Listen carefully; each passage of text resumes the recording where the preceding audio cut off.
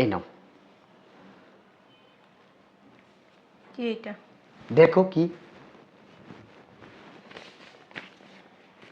কোথাও বসে শান্তি নেই।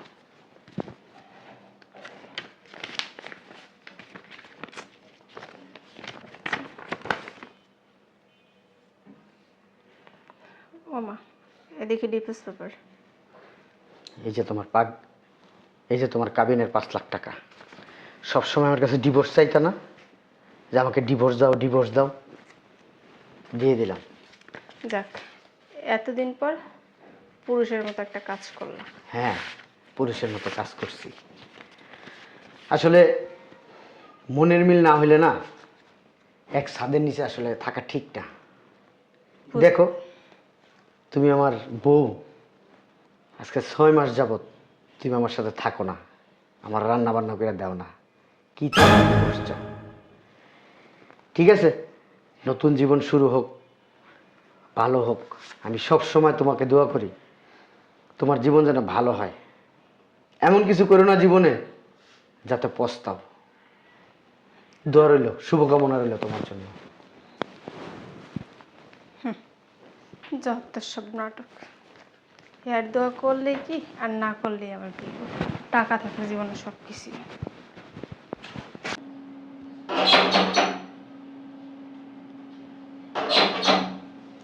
কে আইলো?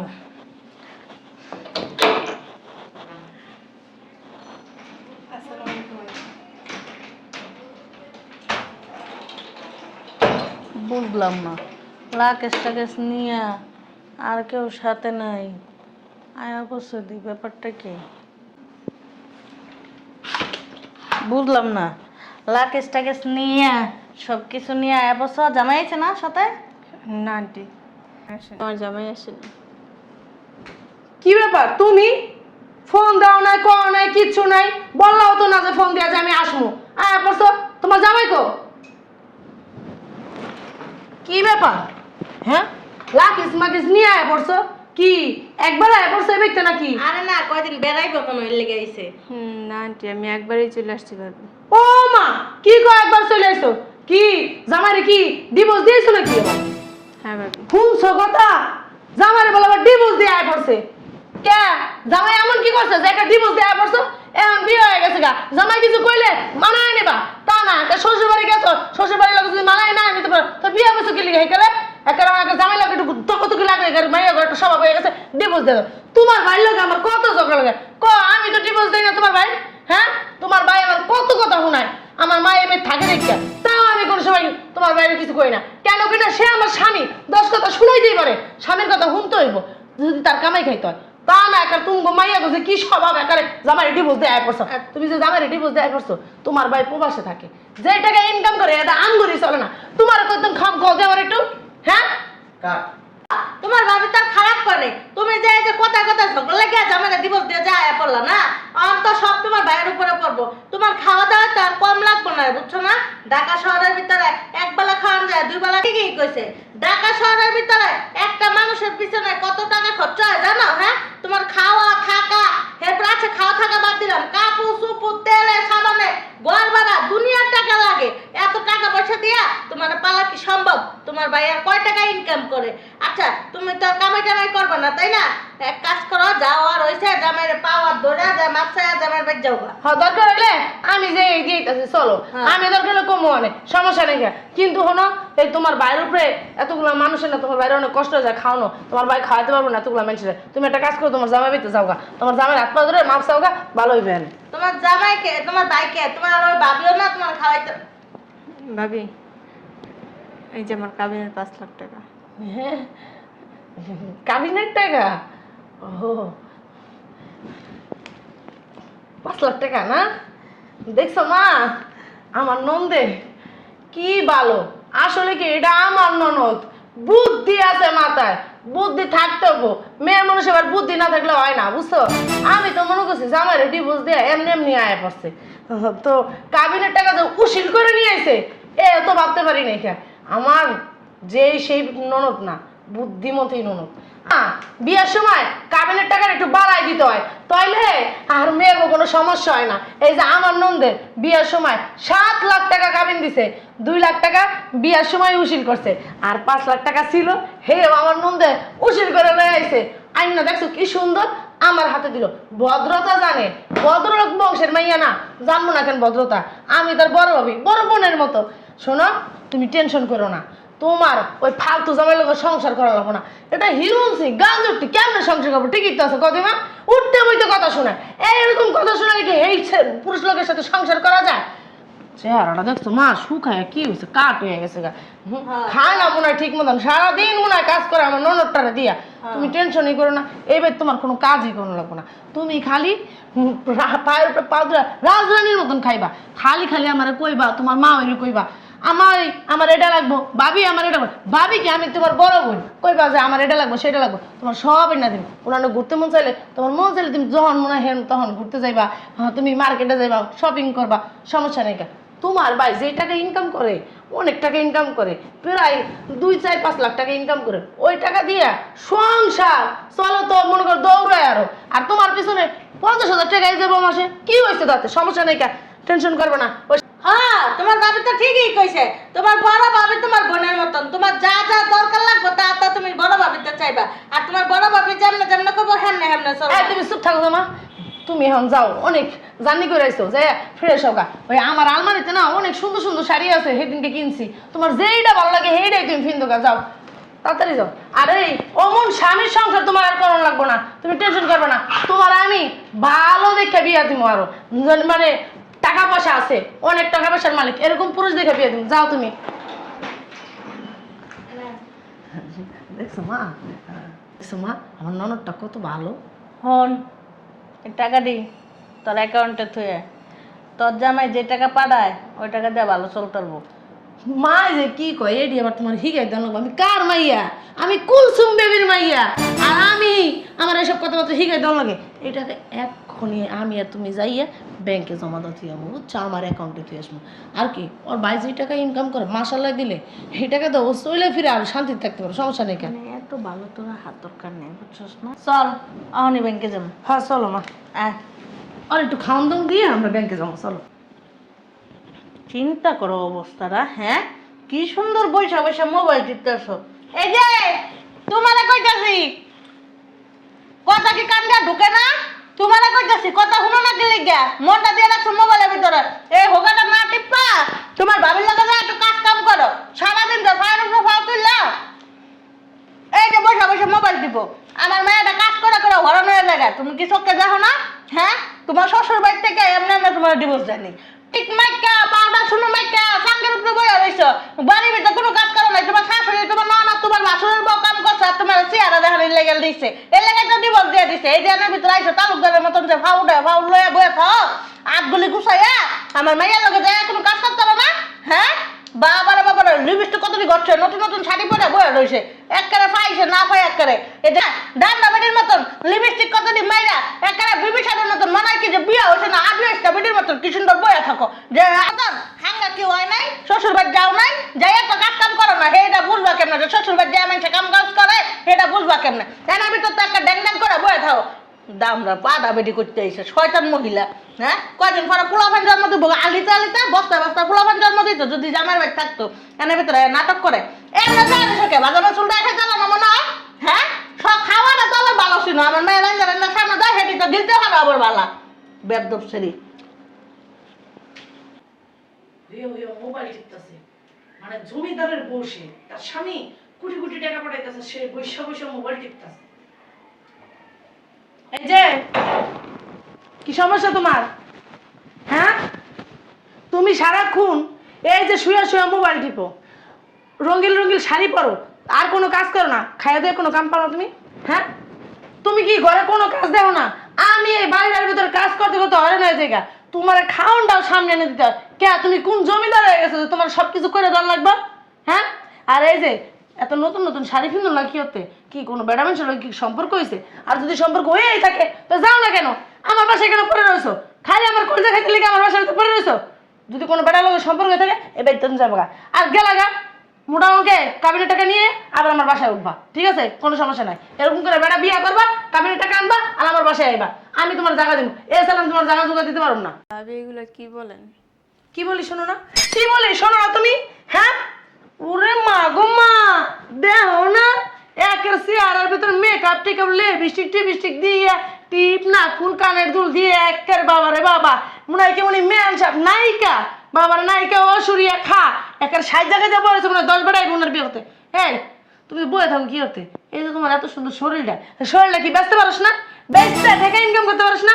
কোনো বেড়া গাছ যদি না যাইতে পারস, শরীর বেশি টাকা ইনকাম করে আমার দরকার লাইন দিবি, সেটাই ভালো হইব। সেই টাকা তুইও খাবি, আমার লাইন দিবি, আমারও চালাবি। আর তোর ভাই বিদেশে ভাই কামলা দিতেছে, কামলা দিতে দিতে পাগল হয়ে যেতেছে, সেই টাকা খাস বয়ে লজ্জা করে না? হ্যাঁ, নিজে ইনকাম করতে শিখ, পরের ঘরের উপরে বয়ে না খেয়ে নিজে ইনকাম কর। নিজের শরীরটা আছে, শরীরটা বেশ কামড়া। আর যদি আমার বাড়িতে এরকম করে বয়ে থাকো, এরকম করে বয়ে থাকা চলবো না। আমার বাড়িতে থাকতে হলে কাম কাজ করে খাইতে হইব আর ইনকাম করতে হইব। ইনকাম ছাড়া আমার বাড়িতে ভাত নাই খা কয়ে দিলাম আমি। আর যদি বয়ে খাও, আমার বাসা তুমি বেরিয়ে যাবো, আমি কয়ে দিলাম আজকের ভিতরে। সারাদিন কাজ করতে করতে আর ভালো লাগে না আম্মু, জানো না, হাত পা করতে। ও মা, বিবিতে লাকেশ টাকেশ নিয়ে একটা রেডি হয়ে গেছে গা। ম্যাডাম ফুলি কই যাইতেছেন আপনি?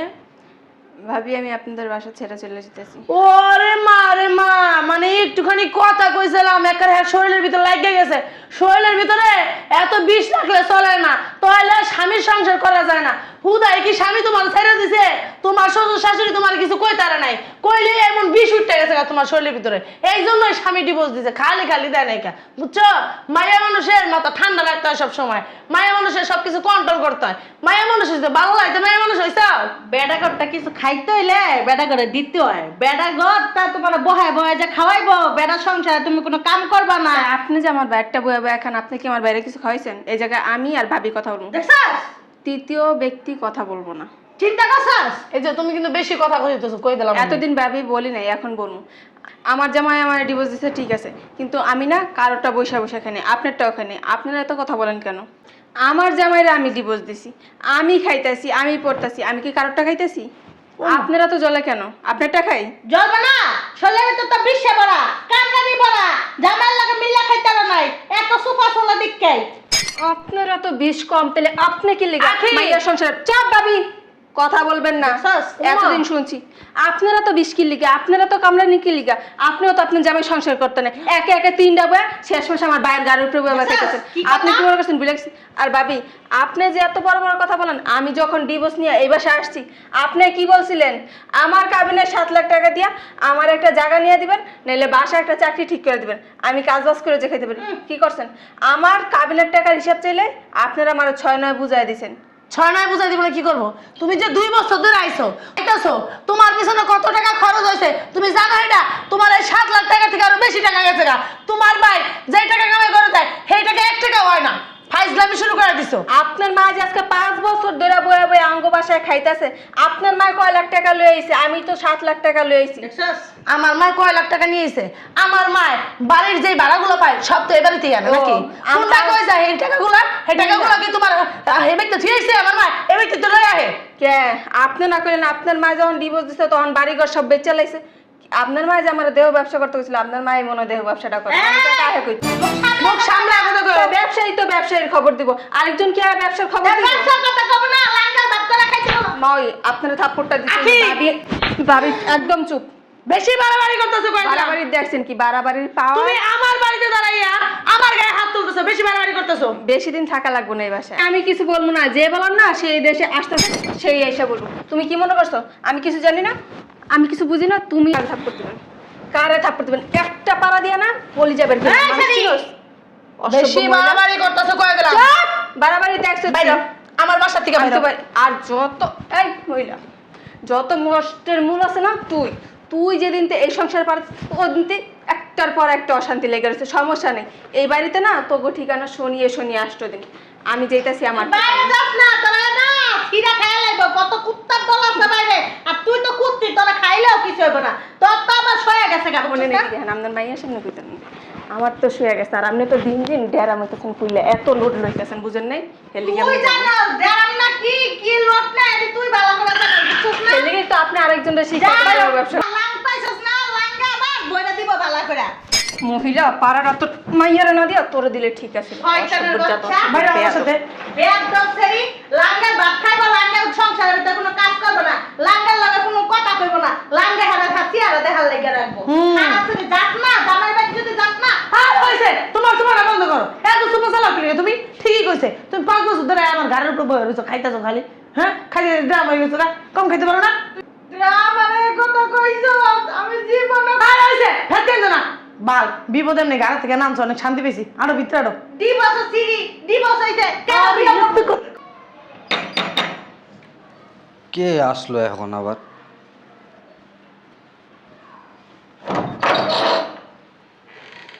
আসসালামু আলাইকুম। ওয়ালাইকুম আসসালাম। কাকে যাচ্ছিলেন? আপনি কে? আমি কে মানি? আমার বাড়িতে আমি থাকবো না তো কে থাকবে? আপনার বাড়ি মানে? এটা তো আমার হাজবেন্ডের বাড়ি। আপনার হাজবেন্ড? কে আপনার হাজবেন্ড? কপিল সাহেব। ও, আপনি কপিল সাহেবের স্ত্রী? আসেন আসেন, ভিতরে আসেন, বসেন এখানে। আপনার কথা তো আমি অনেক শুনছি। আপনারা তো আমি চিনতাম না যে আপনি কপিল সাহেবের স্ত্রী। ও কোথায়? উনি তো নাই। ও নাই মানে? উনি নাই, আমি আপনার বিষয়ে শুনছি আপনি ডিভোর্সের জন্য ওনাকে অনেক চাপ দিতেন। তো উনি ওনার যে শেষ সম্বলে বাড়িটা, এই বাড়িটা বিক্রি করে আপনার যে কাবিনের টাকাটা ছিল, উনি এই বাড়িটা বিক্রি করে সে কাবিনের টাকাটা আপনার দিছে। ও কই? আমি একটু ওর কাছে মাপ চামু। উনি তো এখন নাই, কারণ উনি আর 2 বছর আগে বাড়ি বিক্রি করে আপনাকে কাবিনের টাকা দেওয়ার পরে উনি তো বাইরে চলে গেছে। কি বলতেছেন? বাইরে চলে গেছে? জি, আর 2 বছর আগে গেছে উনি বাইরে। একটা কথা কি জানেন, মানুষ দাঁত থাকতে দাঁতের মর্ম বোঝে না। কপিল সাহেব আপনাকে অনেক ভালোবাসত। উনি যখন যায় দেশ ছেড়ে, অনেক কান্নাকাটি করছে আপনার জন্য। আমি ওর কাছে একটু মাপ চাইতে চাইছিলাম, মাপটা ওকে চাইতে পারবো না। আচ্ছা ভাইয়া, আপনার কাছে কি ওর কোনো কন্ট্যাক্ট নাম্বার আছে? আসলে ওনার কন্টাক্ট নাম্বার তো আমার কাছে আছে, কিন্তু আপনাকে দেওয়া নিষেধ।